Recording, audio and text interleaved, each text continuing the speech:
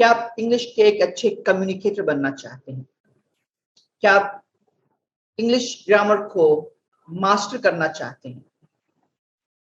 या फिर आप इंग्लिश समझ सकते हैं लेकिन फ्लुएंटली नहीं बोल सकते?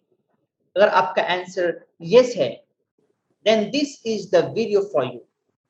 Stay with me in this video till the end and you will be learning a very important lesson. Hi friends, this is Muhyiddin Sheikh and I welcome you to International Speakers Academy. In this video, I'm gonna teach you how to use in spite of, despite and for all. ये video बहुत important होने वाली है। इस video में मैं आपको सिखाने वाला हूं कि कैसे आप इन स्पाइट ऑफ, डिस्पाइट और फॉर ऑल को यूज कर सकते हैं। इन तीनों जो फ्रेज हैं इनकी मीनिंग्स सेम है लेकिन इनकी यूज करने का तरीका डिफरेंट है। अगर आप चाहते हैं कि आप इन स्पाइट ऑफ, डिस्पाइट और फॉर ऑल को सही तरीके से यूज कर पाएं तो आप इस वीडियो को मेरे साथ लास्ट तक देखिए।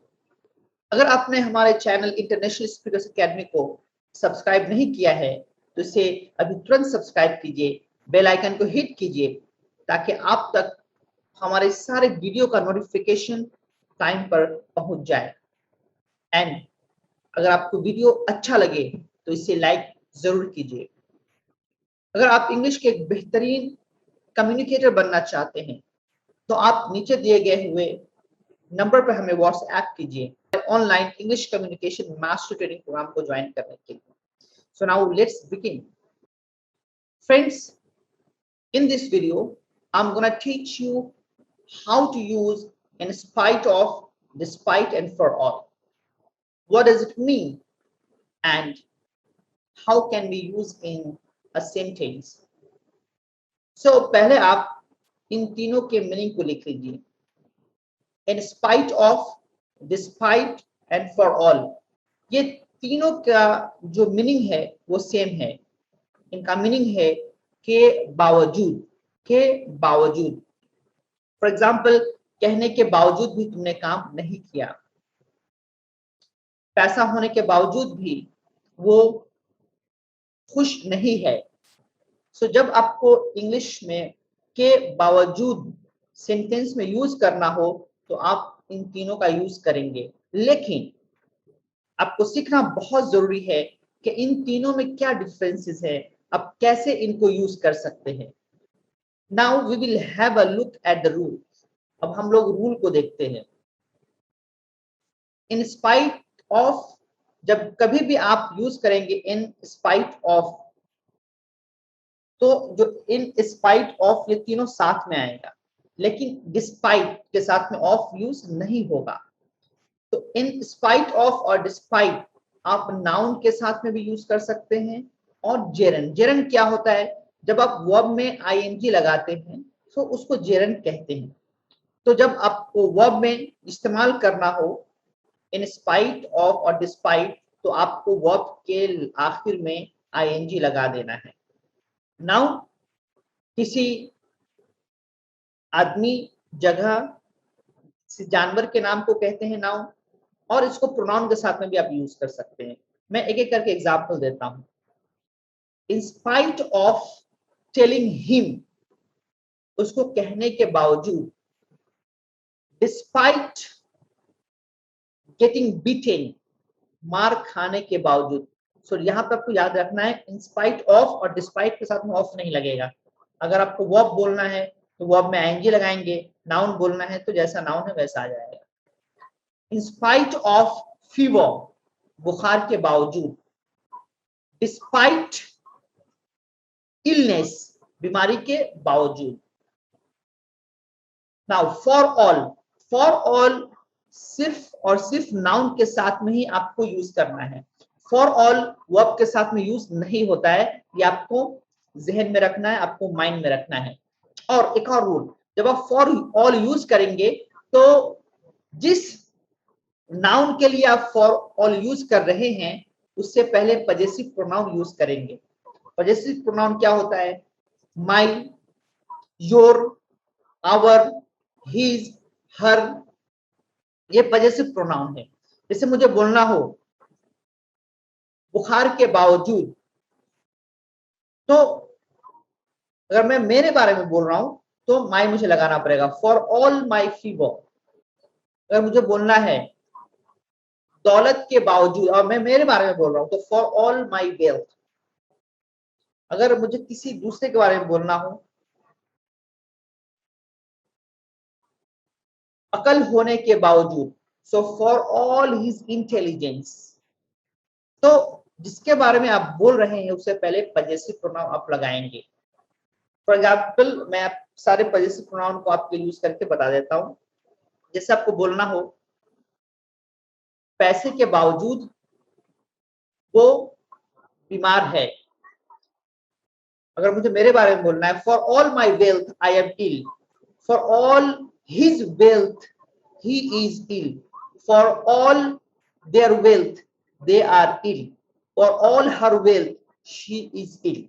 इस तरह से आपको सेंटेंस में यूज करना है। तो मैं उम्मीद करता हूं कि आप समझ चुके हैं कि कैसे आपको इन स्पाइट ऑफ, डिस्पाइट और फॉर ऑल का यूज करना है। अब हम सेंटेंस में देखते हैं कि कैसे इसे हम सही तरीके से यूज करें। In spite of telling her she didn't go to school, in spite of telling her, उसको बोलने के बावजूद she didn't go to school, school नहीं गई। यहाँ पे वर्ब है tell, इसलिए वर्ब में ing लगा है, ठीक है, इसको ही हम जेरन कहते हैं। In spite of fever, he went to his office. In spite of fever, बुखार के बावजूद he went to his office, वो ऑफिस गया। तो आपने देखा कि यहाँ पे इंस्पाइट वर्ब और नाउन दोनों के साथ में यूज हो रहा है। सिर्फ याद रखना है जब आप वर्ब यूज करेंगे तो वर्ब के साथ ing लगाना है। डिस्पाइट गेटिंग बीटन ही फाउट अगेन। बीट मतलब मारना, गेट बीटन मार खाना। सो डिस्पाइट गेटिंग बीटन, मार खाने के बावजूद, ही फॉट अगेन, वो फिर से लड़ा। यहाँ पे गेट वर्ब है, मेन वर्ब, लेकिन डिस्पाइट है, इसकी वजह से यहाँ पे ing लगा। जब वर्ब में ing लग जाएगा और करने जाने के मीनिंग में हो तो उसे हम इंग्लिश में जेरंड कहते हैं। तो डिस्पाइट गेटिंग बीटन, मार खाने के बावजूद, ही फॉट अगेन, वो फिर से लड़ा। Despite loving sweets, he can't eat due to diabetes. Despite loving sweets, मिठाई को बहुत पसंद करने के बावजूद he can't eat, वो नहीं खा सकता, ड्यू टू डायबिटीज, डायबिटीज की वजह से। ड्यू टू मतलब की वजह से। सो डिस्पाइट के साथ में आपको ऑफ नहीं यूज करना है और जब वर्ब होगा तो ing लगाना है और जिस वर्ब में ing लगे और उसका माना करना जाना है तो उसे हम जेरंड कहते हैं। तो डिस्पाइट लविंग स्वीट्स, स्वीट्स को बहुत, मिठाई को बहुत पसंद करने के बावजूद he can't eat due to diabetes, वो डायबिटीज की वजह से नहीं खा सकता। For all his wealth he is unhappy, दौलत के बावजूद वो नाखुश है, वो खुश नहीं है।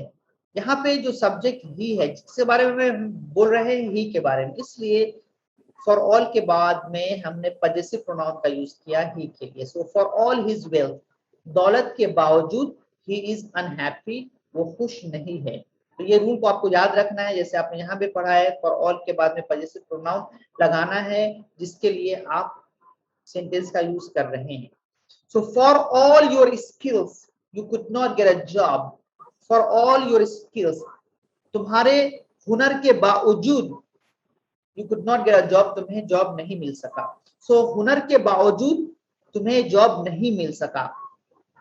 In spite of injuries, he went to the college.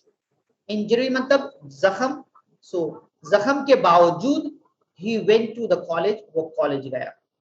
So dear friends, I believe that you have understood the whole lesson.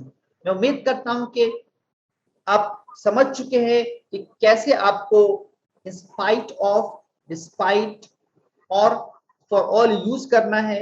इनका मीनिंग आपको समझ हमें आ चुका है के बावजूद। But you got to practice because understanding is not doing.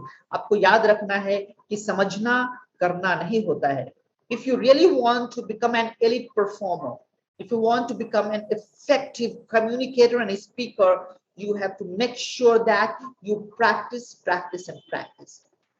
Because deliberate practice that makes you a very successful person in your life. तो इसे आप अच्छे से प्रैक्टिस कीजिए. अगर आपको कुछ भी कंफ्यूजन है, इस वीडियो को फिर से देखिए ताकि आपके सारे कंफ्यूजन दूर हो जाएं. Now I would like you to do two things. Number one, write down in the comment box what did you learn from this video, and number two, write down what more you would like to learn. And if you have got some value from this video, why don't you share this video with your friends, family members, and your acquaintances so that they may also get some value out of it. So friend, thank you very much for watching this video. I catch you in next video with another topic. Thank you very much.